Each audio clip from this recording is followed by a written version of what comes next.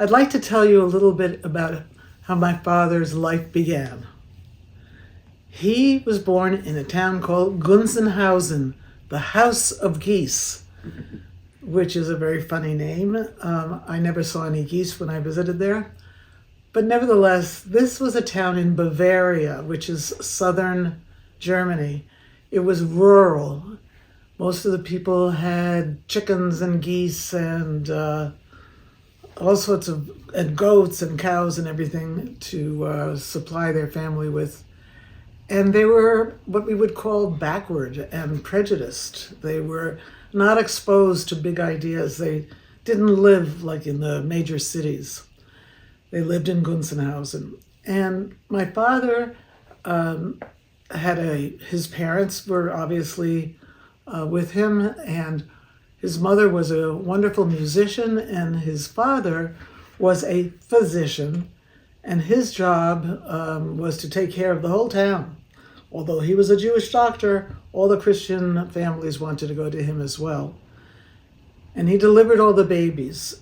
This is an important point because later on, when the Nazi youth in the town attacked the Jews, he was particularly sad when he realized that some of the babies that he had delivered had become the young men who were so hostile to him at that point.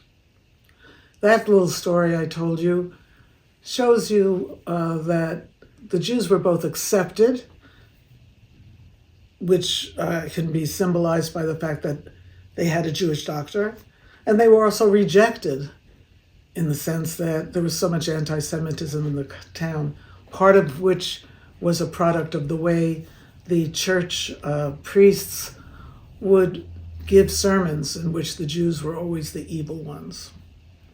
My father was born, the firstborn in his family, and when he was just a couple of years old, his father and mother put him in the hands of a teacher who began to teach him Hebrew studies. He learned about the geography of the Holy Land. He learned to read the Bible.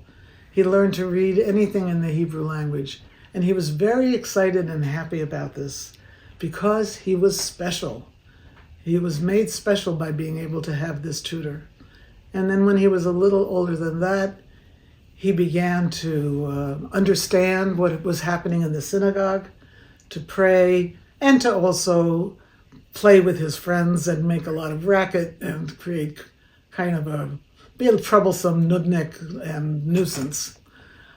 My father did very well in school. The first years of his school life were organized by the Jewish community, and so there was very little anti-Semitism in his life.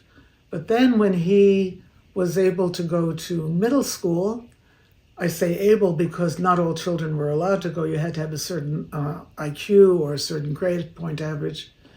When he went to middle school, he was in a mixed class of Christian and Jewish children with Christian teachers. And he was made the object of anti-Semitism, he and his friends. And this was quite serious. For example, I'll give you two examples, in fact. One was that there was a little booklet that the kids in his class, I don't know, maybe fourth grade, had to memorize. And it was the history of the Jews in that town, if you can believe it. And the teacher said, you have to memorize not only the history of the Jews of the town, but of the Jews in the whole history of Gunzenhausen.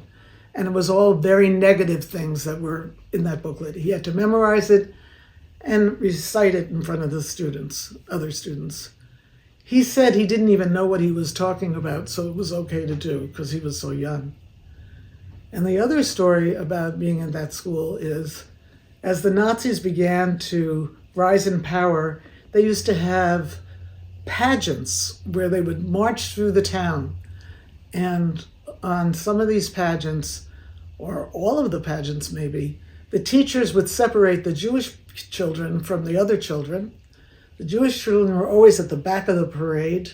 And what happened was, as they moved forward, the young Christian boys would spit on them. So it was very humiliating to be growing up in that town. What saved him was the love of his family.